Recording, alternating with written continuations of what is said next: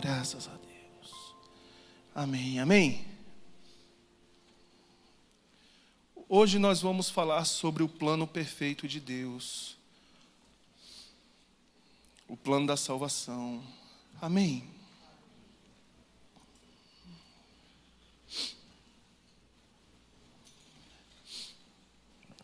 No princípio, Deus criou o céu e a terra. Deus criou tudo o que existe. Em Gênesis, capítulo 1, a partir do versículo 26, diz assim: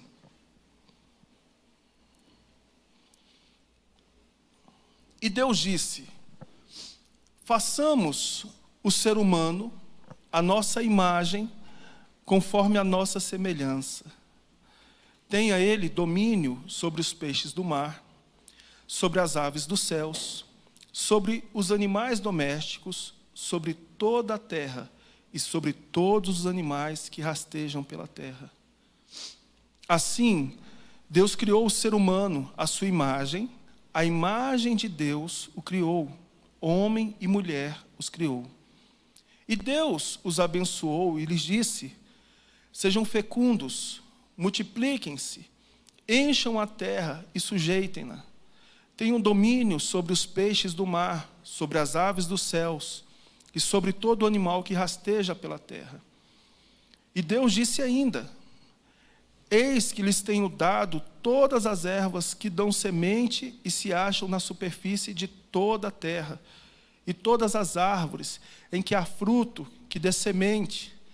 Isso servirá de alimento para vocês. Então, Deus, Ele criou toda a existência. Ele deu forma à terra. Ele fez separação entre os mares, entre a terra e as águas. Ele criou toda a fauna. Ele criou tanto os mamíferos, os herbívoros. Ele criou toda a flora, com toda a sua diversidade, com toda a sua beleza. Ele criou tanto as plantas ornamentais, como aquelas que dão frutos. E depois que Deus criou todas as coisas, com tamanha perfeição e beleza e funcionalidade, Ele criou a sua obra-prima, a maior de todas elas, que Ele fez com uma atenção particular, Ele fez com as próprias mãos. Ele criou o ser humano. E se não bastasse ter criado o ser humano, Ele o criou conforme a sua imagem, conforme a sua semelhança. A imagem de Deus o criou. Então, o ser humano, ele foi feito capaz de pensar. Ele foi feito um ser criativo, capaz de sentir. Você pode observar as demais obras do Senhor, por mais belas que sejam, por mais admiráveis que sejam, por mais que elas sejam uma revelação do Criador, as obras do Senhor revelam o Senhor. Na sua essência, quando nós vamos em busca da verdade última, nós percebemos Deus em toda a criação. E por mais bela que ela seja, a criação não é capaz de sonhar. Você não vê um passarinho sonhando, você não vê uma onça, um leão, uma girafa sonhando. Quando eu tiver tanto tempo de vida, depois de tantos anos. O único capaz de sonhar, de imaginar, o único capaz de criar, a exemplo de Deus, que é o Criador, que é presciente, o único capaz de sentir com tamanha profundidade como nós sentimos, é o ser humano, que é a obra-prima de Deus. Nós somos, para além de racionais, nós temos também sentimentos profundos, somos criativos. E depois que Deus criou todas as coisas, e criou o ser humano com tamanha perfeição e beleza, em Gênesis capítulo 2, no versículo 15, diz: o Senhor Deus tomou o homem e o colocou no jardim do Éden para o cultivar e o guardar. E o Senhor Deus ordenou ao homem: de toda a árvore do jardim você pode comer livremente, mas, a gente pode ler juntos? Mas da árvore do conhecimento do bem e do mal você não deve. Vamos ler de novo? Mas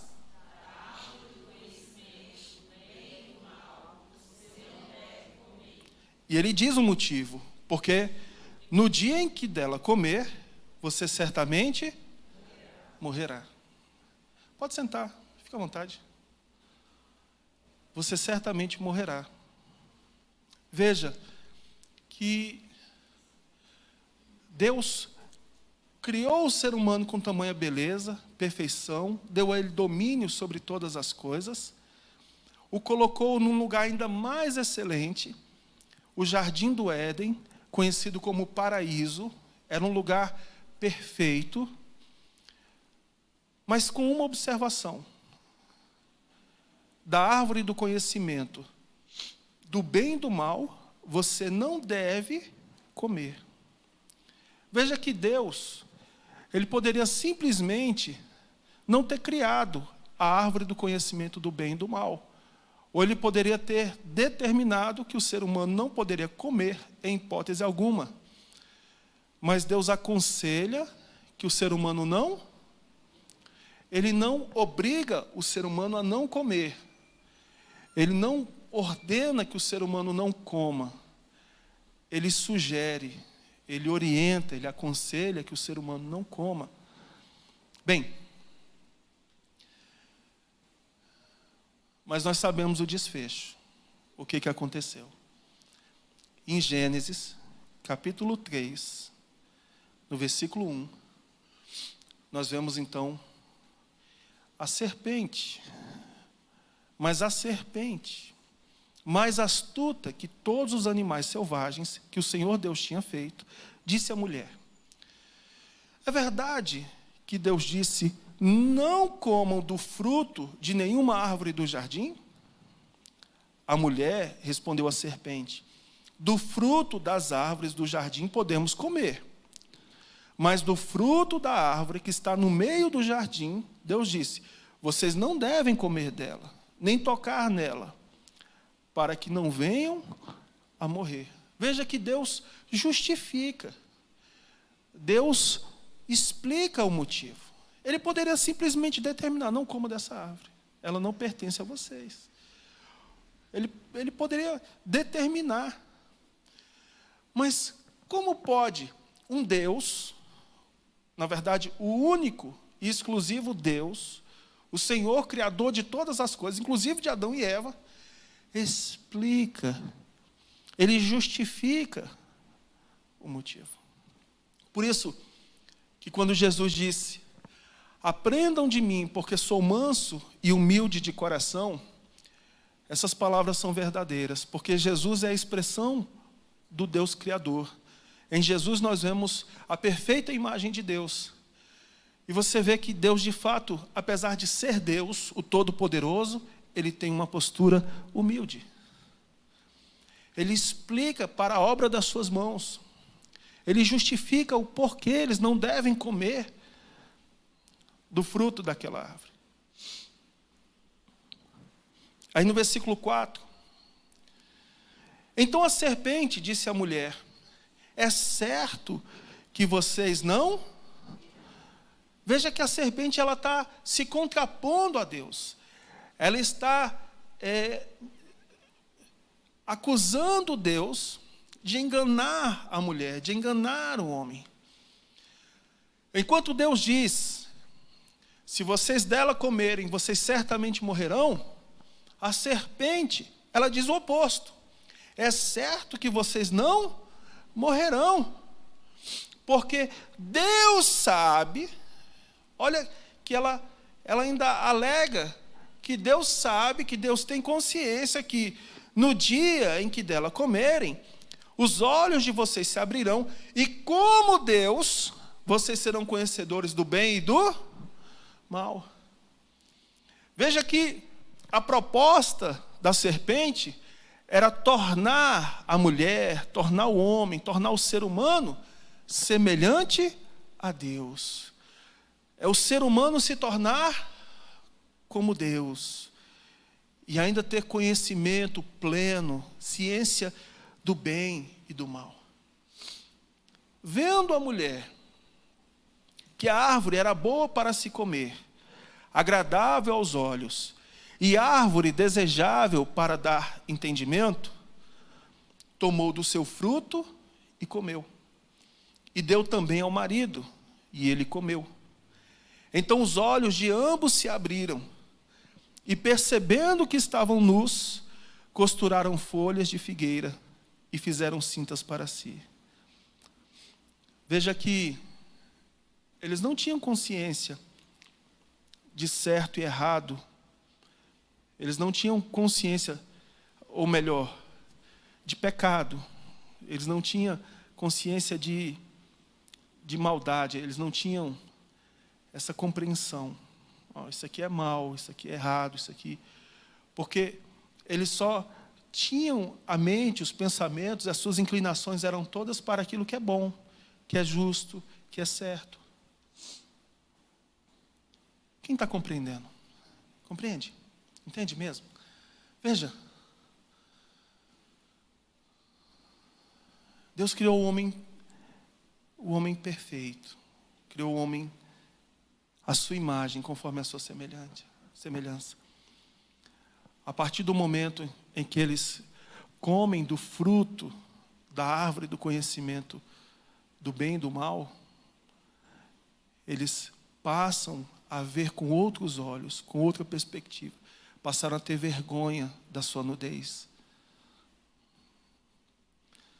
No versículo 8, diz: ao ouvirem a voz do Senhor Deus, que andava no jardim quando soprava o vento suave da tarde, o homem e a mulher se esconderam da presença do Senhor Deus entre as árvores do jardim. O ser humano, quando come do fruto da árvore, do conhecimento do bem e do mal, ele comete pecado. Inclusive, Agostinho de Hipona, ele diz ser esse o pecado original. O primeiro pecado da humanidade e que trouxe a morte para toda a humanidade. Ele, inclusive, diz que até aqui o ser humano tinha o livre arbítrio, a opção de escolher, de decidir, viver para Deus em santidade ou desprezá-lo, desprezar o seu conselho e então pecar. E foi o que aconteceu. Em Tiago, no capítulo 4, no versículo 17, diz: portanto, aquele que sabe que deve fazer o bem e não o faz, nisso está o quê? Pecando. De fato, o que o ser humano fez foi cometer pecado.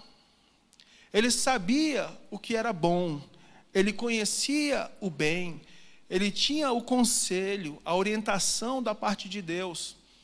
E não só isso, eles tinham consciência que aquilo ali traria consequência. E mesmo sabendo o que era bom, o que era o bem a se fazer, eles escolheram o que era ruim, o que era mal. E nisso, de fato, como diz Agostinho, eles pecaram.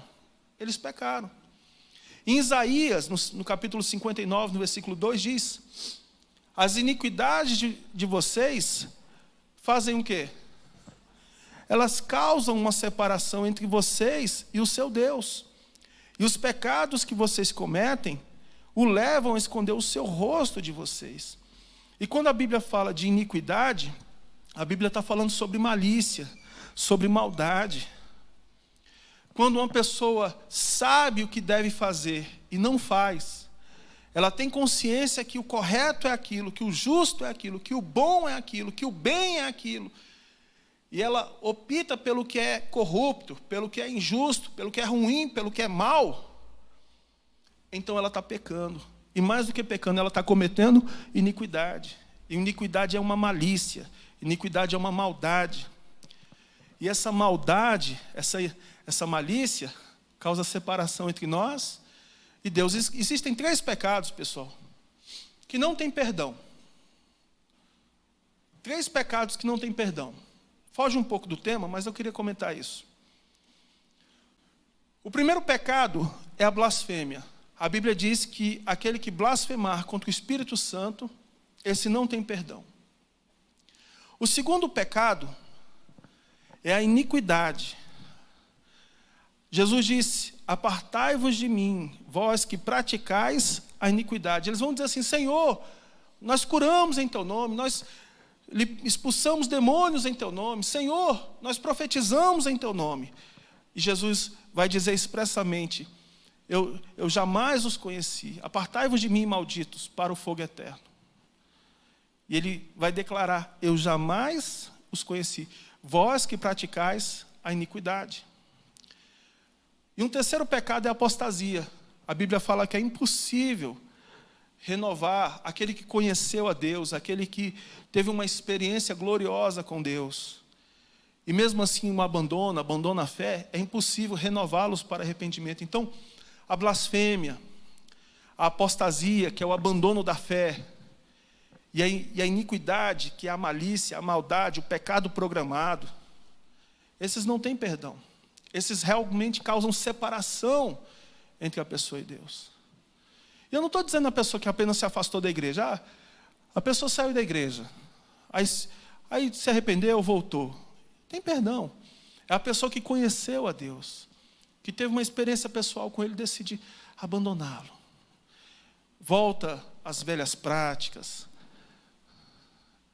A Bíblia diz que é impossível renová-los para arrependimento e por causa disso também não terão perdão.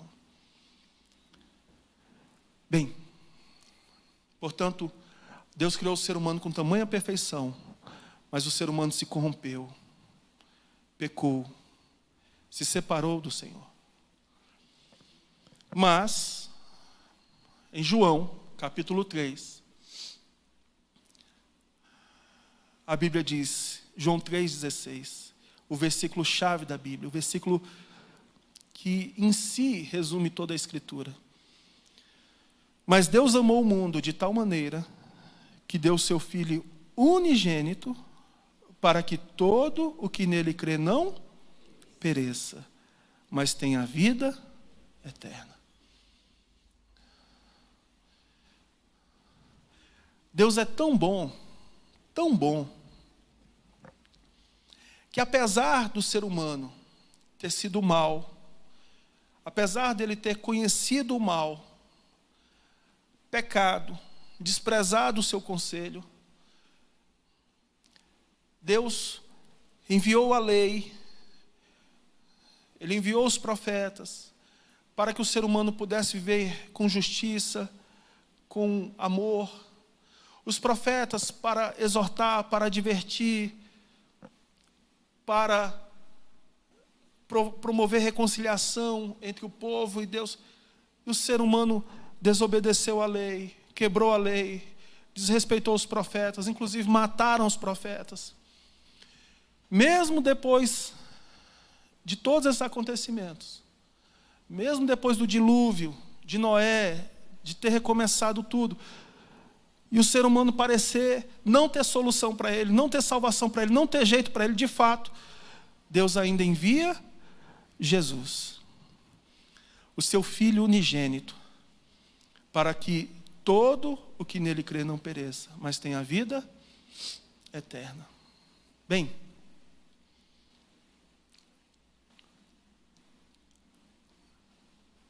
eu queria fazer uma revelação para você. Presta atenção numa coisa. Quando a gente lê João 3,16, a impressão que a gente tem é que o ser humano pecou, Deus refez a humanidade por meio de Noé, Ele deu uma oportunidade para a humanidade, mesmo assim ela se corrompeu. Deus separa um povo para si, por meio de Abraão, dá a sua lei, o povo se corrompeu, Deus envia os profetas, o povo os despreza e ainda os mata. Então, a sensação que nós temos é que, como não tinha solução, Deus tinha tentado de todas as formas, mas não tinha jeito, então Ele enviou Jesus para salvar a humanidade. Mas isso não é, fala assim, isso não é verdade. Em 1 Pedro, no capítulo 1, no versículo 20, diz: Ele foi conhecido antes da fundação do mundo, mas foi manifestado nesses últimos tempos em favor de vocês. Por meio dele, vocês creem em Deus, o qual ressuscitou dentre os mortos e lhe deu glória, para que a fé e a esperança de vocês estejam em Efésios, no capítulo 1, no versículo 4, diz: Antes da fundação do mundo, Deus o quê? Nos escolheu nele para sermos santos e irrepreensíveis diante dele, hein? Então veja, ele foi conhecido antes da fundação do mundo. Inclusive, a Bíblia diz que tudo que existe, existe por meio dele. Inclusive, eu vou até fazer uma citação que não está no texto, mas só para deixar claro isso aqui, no livro de João, no capítulo 1, no versículo 1, a Bíblia inclusive diz assim, não precisa projetar não. No princípio era o Verbo, e o Verbo estava com Deus, e o Verbo era Deus. E quando a Bíblia fala de Verbo, está falando do Logos, o Cristo, Deus, ou Jesus. E no versículo 2, ele estava no princípio com Deus. E no 3, todas as coisas foram feitas por ele, e sem ele nada do que foi feito se fez. A vida estava nele, e a vida era a luz dos homens. Então veja, Jesus, ele não foi criado por Deus. Na verdade, toda a criação, ela veio a existir através de quem? Por meio de quem? De Jesus. Ele é o alfa e ele é o ômega. Ele é o princípio e o fim de todas as coisas. Nele incide toda a existência.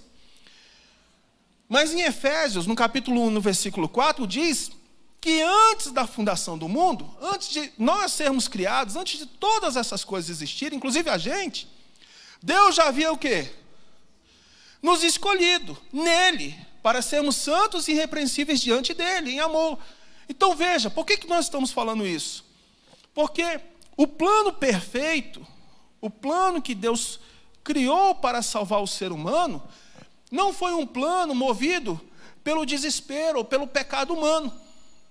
Não foi pelo motivo ou pelo fato do ser humano ter pecado, ter desprezado a Deus, que Deus criou um plano de salvação. Pelo contrário, o plano de salvação, ele existe antes do pecado, antes inclusive do ser humano. E sabe por quê? Porque Deus, ele nos deu vida, ele nos fez semelhantes a ele. Ele não nos fez como se fôssemos seres animados. Ele não nos fez como se fôssemos fantoches. Ele nos fez como seres vivos, únicos. A sua digital, ela é semelhante ou ela é igual? Ela é igual a de alguém? Só você tem a sua digital? Sim. A íris do seu olho é uma exclusividade sua, dentre tantas outras peculiaridades. Você pode observar que até o DNA de pai e filho, de mãe e filha, até o DNA, ele não é 100%. Ele é 99,9%. Porque cada pessoa é um indivíduo, único e exclusivo. E capaz, inclusive, de escolher, de decidir e de amar. Você já imaginou se o seu filho ou sua filha, eles fossem feitos por você em laboratório, e em vez de você ter carne da sua carne, sangue do seu sangue, você tivesse ali um robô, sem personalidade, sem identidade, sem vontade, você já imaginou? Sem liberdade de pensamento, de expressão, teria graça, pessoal? Era melhor comprar um robô, sim ou não? Não é verdade? Não era melhor você comprar um robô que não vai se cansar, não vai se desgastar, se quebrar você troca? Você tem 2 filhos, 3 filhos, 4 filhos, 5 filhos, 10 filhos. Cada um tem uma personalidade. Sim ou não? Cada um tem um jeito de ser, por mais parecidos que sejam. Por mais que a convivência nos torne iguais, nos torne semelhantes, você pode observar que entre 2 filhos, que foram gêmeos, que nasceram no mesmo dia, no mesmo instante, eles têm personalidade diferente. Você percebe que eles são indivíduos, por mais parecidos que sejam. Deus nos fez semelhantes a Ele. E Ele nos fez com a capacidade de escolher, de decidir e a capacidade de amar. Você já imaginou uma pessoa viver com Deus eternamente por uma imposição de Deus? Por uma obrigação? Eu estou aqui salvo no reino de Deus, mas eu queria muito mesmo era não estar aqui. Agora eu vou ter que passar a minha eternidade aqui. Você já imaginou?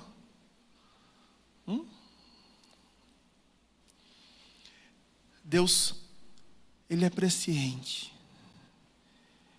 E Ele fez o ser humano capaz de escolher, de decidir. Assim foram feitos Adão e Eva. E eles escolheram, decidiram.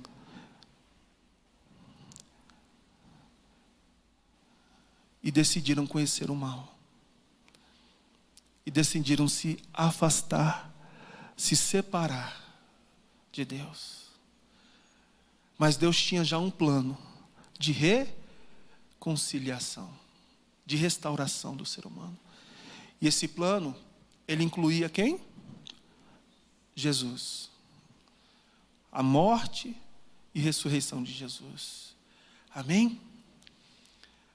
Eu até fiz uma anotação. A salvação é resultado do amor de Deus e não do pecado humano. Portanto, a salvação não é do pecado humano, não é o resultado do pecado. Pelo pecado veio a salvação, não. A salvação veio como resultado do amor de Deus para com o ser humano. Ele já sabia que o ser humano ia pecar. Por isso que antes mesmo de criá-lo, Deus já tinha determinado um plano perfeito, um plano de salvação. O plano de salvação revela o caráter amoroso de Deus. Não um desespero ou uma emergência diante de uma tragédia imprevista. Deus sabia o que ia acontecer, mas Ele já tinha um plano. E em 2 Coríntios, no capítulo 5, a Bíblia diz: e Ele morreu por todos. Amém? Por todos. Por todos. Não só por alguns eleitos. Não só por alguns escolhidos. Ele deu a vida por todos. Para que os que vivem não vivam mais para si mesmos, mas para aquele que por eles morreu e ressuscitou. Portanto, a partir do momento que você toma ciência de que nós, nos nossos pecados, nas nossas iniquidades, nós fomos separados do Senhor, nós fomos separados do nosso Criador, mas que por meio de Jesus nós temos a reconciliação, nós temos a restauração, nós temos salvação, então já não vivemos mais para nós, mas passamos a viver para quem? Para Deus. E no versículo 17 diz: e assim, se alguém está escrito em Cristo, é nova criatura. As coisas antigas já passaram, eis que se fizeram novas.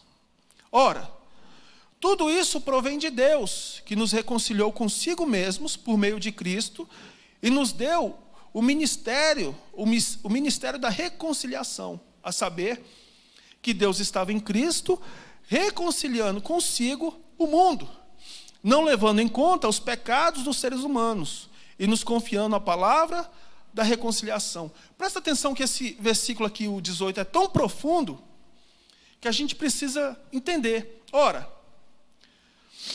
e tudo isso, esse plano perfeito que Deus criou, o plano de salvação, ele provém de fato dele,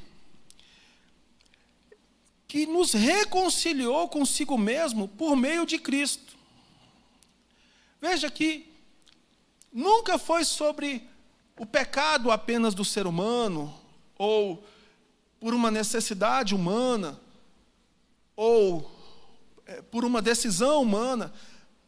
Tudo começou em Deus e conclui-se em Deus.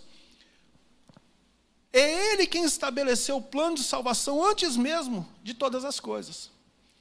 Aí no versículo 19, ele diz que Deus estava em Cristo. Veja que quando a gente fala sobre a divindade de Cristo, de fato, Cristo é o próprio Deus que se fez homem, mas que era visível Deus em si. Cristo é a manifestação de Deus. E Deus, por meio de Cristo, Ele estava nos reconciliando consigo mesmo. Ele estava reconciliando o mundo consigo mesmo. Então veja, sempre foi Deus. Do início, durante e o fim termina em Deus. Deus, sabendo que nós teríamos a opção de escolher, de decidir, Ele criou um plano para que aqueles que crescem no seu Filho Jesus, eles pudessem ser reconciliados consigo e pudessem viver para Ele. Aí Ele diz, não levando em conta os pecados dos seres humanos, mas nos confiando na palavra da reconciliação. E uma vez reconciliados com Deus, nos tornamos testemunhas de Jesus nesse mundo. Em Atos, no capítulo 1, diz, e vocês receberão poder ao descer sobre vocês o Espírito Santo. E serão minhas testemunhas, tanto em Jerusalém como em toda a Judéia e Samaria e até nos confins da terra. Então, o propósito de Deus, a primeira vocação, a primeira chamada de todo cristão, de todo aquele que crê em Deus, é se tornar uma testemunha de Cristo.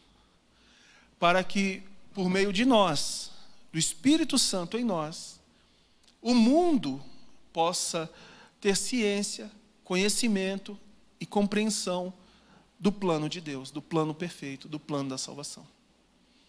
Portanto, a partir do momento que você é reconciliado com Deus, o próximo passo é você receber o Espírito Santo e passar a testemunhar Jesus por meio do seu caráter, por meio das suas obras, por meio da sua vida. Amém? Você tem um chamado, uma vocação que foi estabelecida antes de você vir a existir. Olha aqui para o pastor. Deus te chamou para ser uma testemunha dele nessa terra.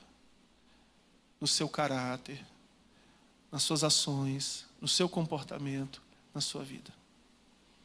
E isso não é um peso, isso não é um fardo, isso não é um compromisso, isso é um privilégio, é uma oportunidade de, assim como Jesus, nesse mundo, quem olhava para ele via a imagem do próprio Deus, quem olhar para você veja o próprio Deus. Você foi criado à imagem e semelhança de Deus, de tal forma que quem olhar para você veja quem? Veja Deus. Veja Deus. até chegar o fim. Em Apocalipse 21, para nós finalizarmos, diz, no versículo 1: eu vi novo céu e nova terra, pois o primeiro céu e a primeira terra passaram, e o mar já não existe.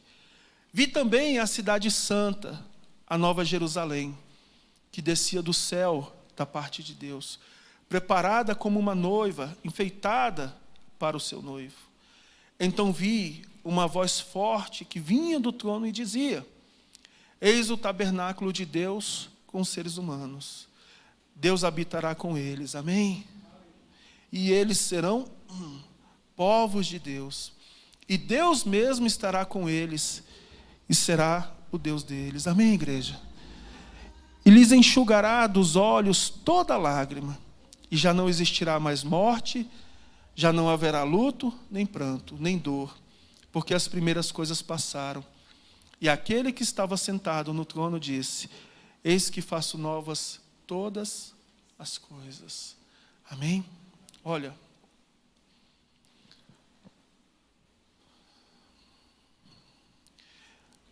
Deus criou você perfeito. A imagem e semelhança dele, ele criou você. Infelizmente, o pecado nos separou de Deus. As nossas iniquidades nos separaram dele.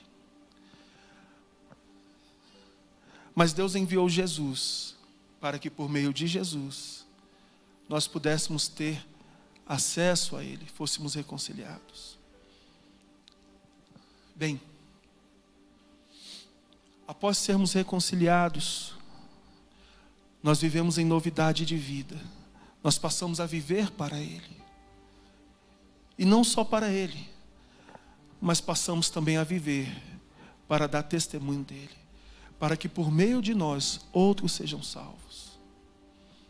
Até chegar o dia perfeito, onde nós, os reconciliados, os salvos, os restaurados, a gente viva com ele eternamente. Amém?